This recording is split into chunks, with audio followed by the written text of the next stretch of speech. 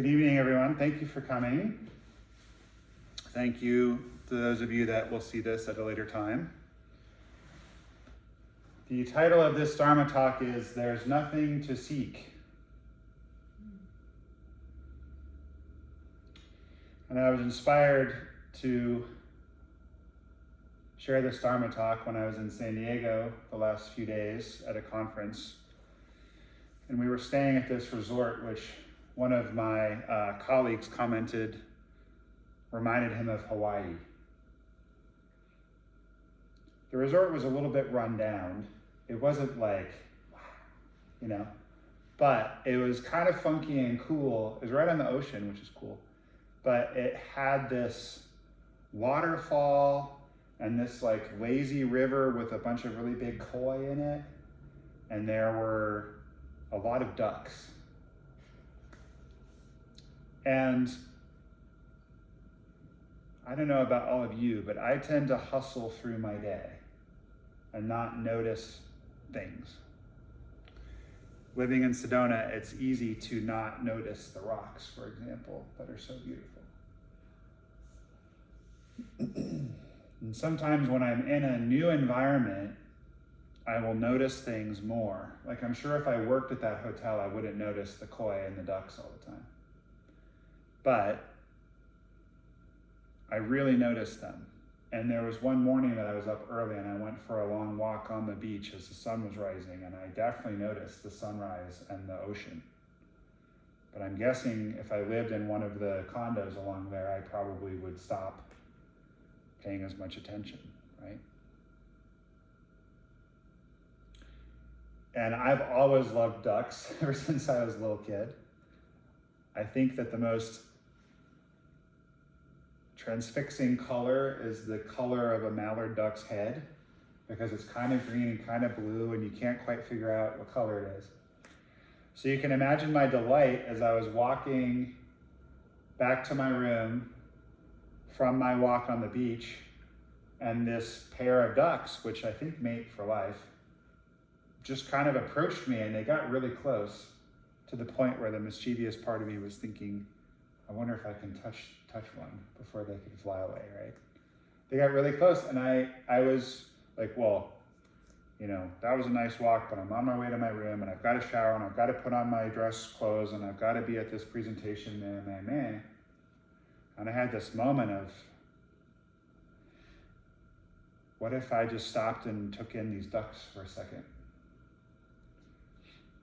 And it was really cool, because I don't see ducks on a day-to-day basis, and they got really close, like they were closer than you are. They were like right here. So I was just really digging these ducks. And Dogen taught us that in Zen practice, body and mind fall away, and that will happen when you fully encounter something, with no story and no rush, and you fully encounter that thing. Where is Dainin and where are the ducks in that moment?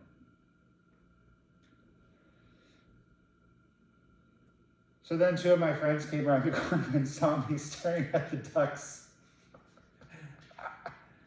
And I got really embarrassed. Because I was sitting there having this, what we call a very Zen moment. They're like, hey, what you doing?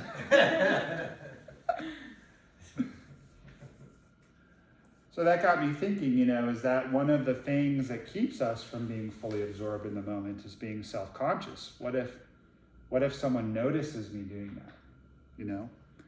What if I go like this?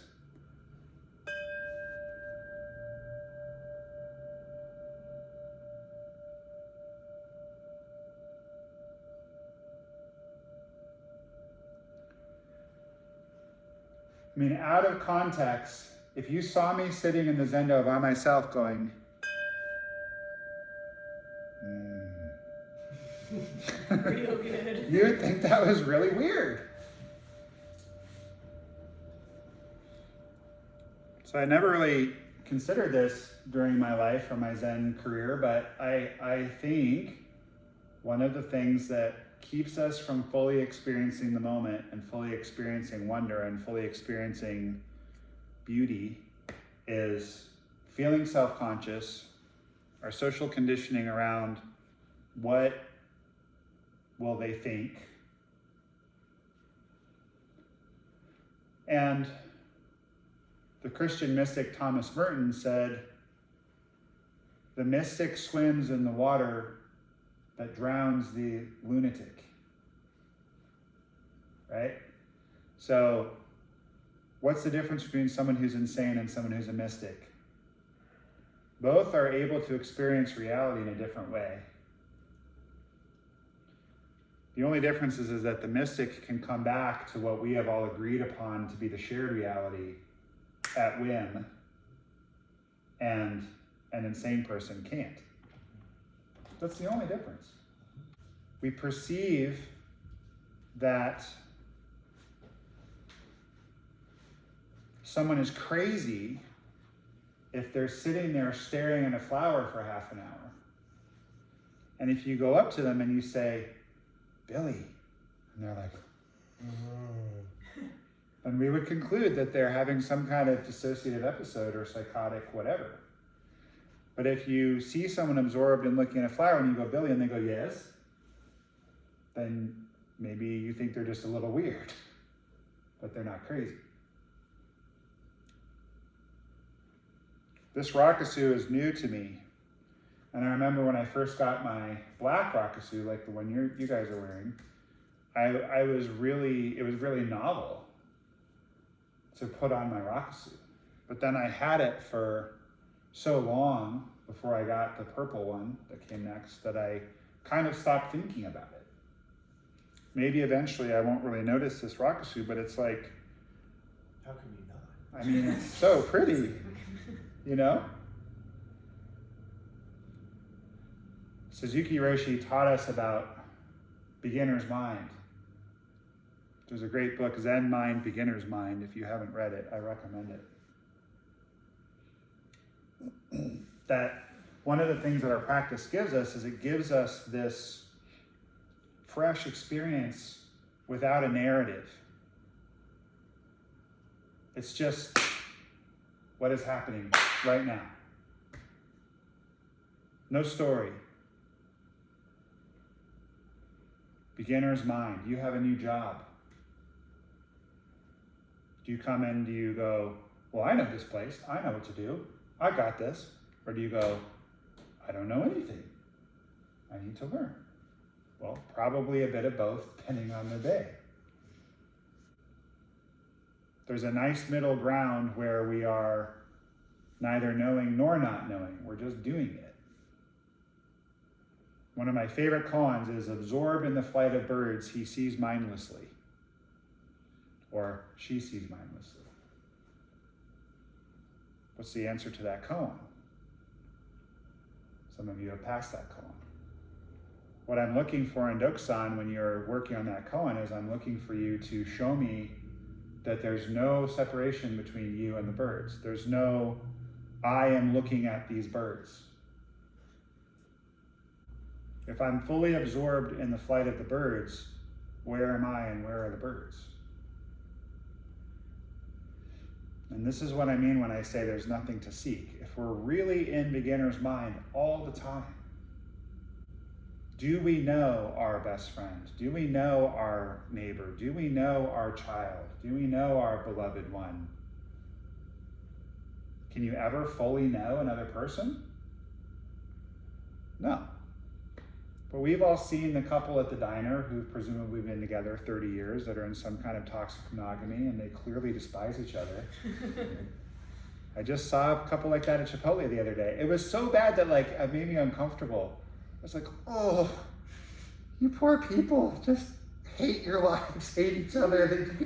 They were just bristling. Like, ah.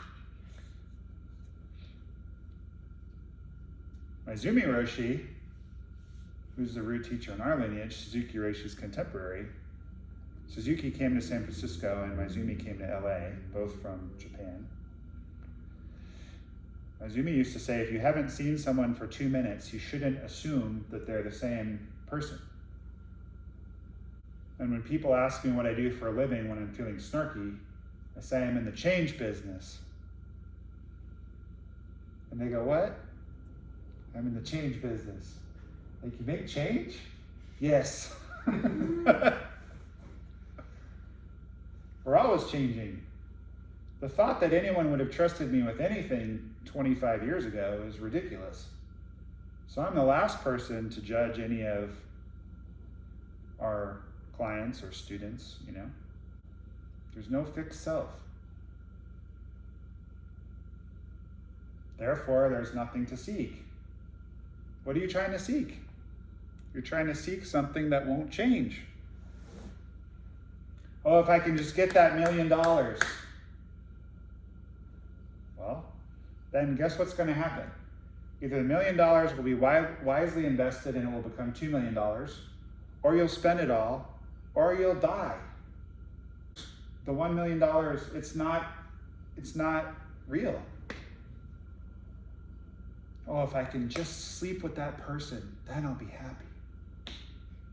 Well, that person might be a complete nightmare to deal with. Oh, if I can just move to Sedona. Well, if you move to Sedona, then you have to drive 2 hours to get to the gosh darn airport. If you travel a lot for work like I do, that sucks. Every time I tell someone I live in Sedona, they go, oh, I'm so jealous. Oh, well, you know, it's great here. Don't get me wrong. I love it. But there's nothing that you can attain that's going to get you out of the First Noble Truth, which is what? Dukkha, suffering, unhappiness, discontent. I've been, chewing lately on what it means to be a Zen Roshi. On one level, it doesn't mean anything. On another level, I've been practicing Zen for 27 years, and there's nowhere to go once you're a Roshi. There's no more koans to pass. There's no new rakusu to get. You're just enjoying your life. And you come to realize when you come full circle, there was nothing to get in the first place. And I spent many years early as a Zen student going into Daisan or Dokusan and passing koans. And my teachers would always say, there's nothing to get. I'm not giving you anything. You're just revealing your own awakening. And they'd always tell me, sooner or later, there's no more koans. There's just your life. Apply the koans to your life. And I go, yeah, but did I get it right? Can I go on to the next one? But at a certain point, you realize there's nothing to get. I have a friend named David Loy, who's a very well-known Zen teacher and author, and he and I had an interesting conversation recently where he was telling me about this new book that he's working on. I'll probably butcher this because he's brilliant. But my takeaway from it essentially was, even our desires are the way. Even our desires are our enlightenment. All the things we eschew as Zen students, desires are inexhaustible. I vow to put an end to them. His whole thing is, now you're just disowning part of being a human being. Because of course we have desires. We want to be liked. We want to belong. We want to have meaning. We want to have enough to eat. We want to be attractive. We want to have enough money. We want to have a roof over our head. And we spend our practice going, there's nothing to attain, and I shouldn't wish to attain anything. But I want to challenge all of you that even that is not something you should try to attain. You should not try to attain not having desires. You can't. The desire to not have desires is a desire that will drive you crazy. And the longer I practice, and the older I get, and the more I teach, the more I realize how painfully simple this all is. It's just be. Just live your life, appreciate each moment. If a duck walks up to you, quack. If a painful thing happens, if you hear an amazing joke, have I told you what my favorite horror movie is? Just enjoy it. There's a story of a Zen teacher whose son passed away, and he was crying in the Zenda. And his teacher said to him, or his student said to him, "Master, you say that all of life is an illusion. Why are you crying?" He said, "This is a particularly painful illusion."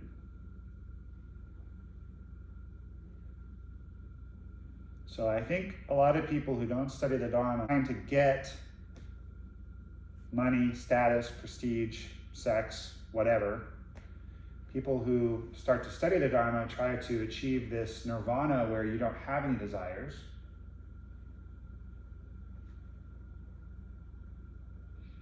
But you're still stuck if you're doing that.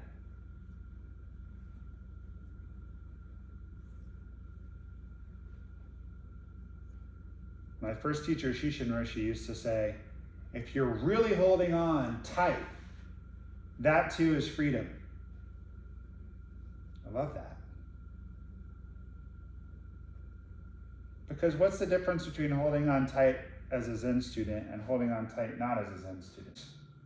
How is your holding on really tight different from someone who's never sat on a cushion and observed their mind?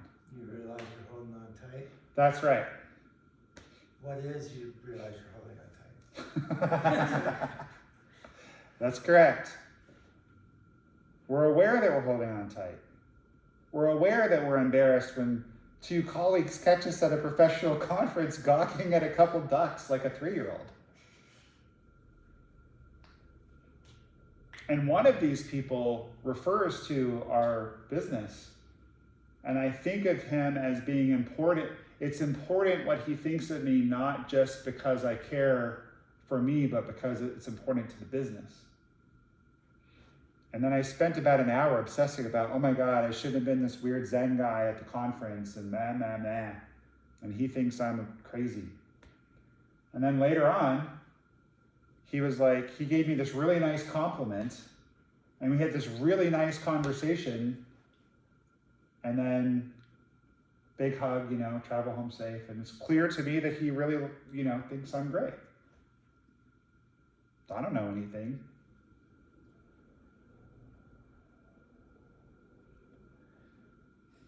There's nothing to get. So why do we sit on the cushion? We sit on the cushion so that we're aware that there's nothing to get. And we sit on the cushion so that we're aware that we're trying to get something. It's okay to sit on the cushion trying to become enlightened as long as you realize that that's what you're doing and that you're engaged in a fool's errand. It's perfectly fine to sit there being foolish. No problem. When I was getting ready to ordain as a Zen monk, my mother-in-law, whom I adore, but she's a cowgirl from Wyoming. She's very blunt. She said, well, that seems like a waste of time. And it really hurt my feelings. And then I told my teacher that, and he said, well, she's probably right. But we have to spend our time doing something, so we might as well ordain as Zen monks. You all had a choice to be here this evening. There's plenty of other YouTube videos you could be watching. We choose to come together. We choose to take refuge in the 3 treasures. The Buddha, who is both the historical Buddha and whoever is our current teacher. And you're the Buddha, by the way, too. You're taking refuge in your own enlightenment. The Dharma, which is the teachings. And the Sangha, which is the community. It's all of us. So we come together to take refuge because life is hard. It's the first noble truth. Dukkha, discontent, suffering, difficulty.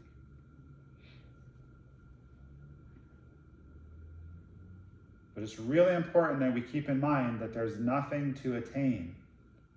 All that we are doing in our practice is appreciating what is. And that includes ourselves.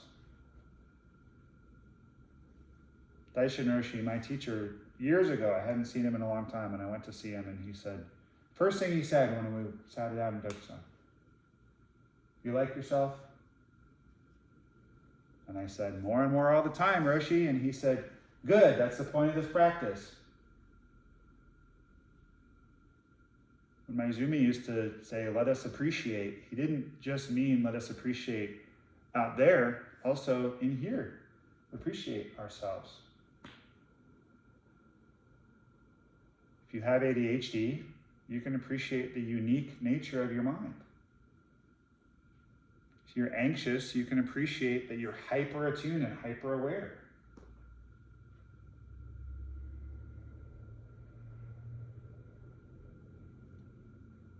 There's nothing to attain. You don't need to be different. You just need to reveal the brilliance of who you are and the beauty of this moment.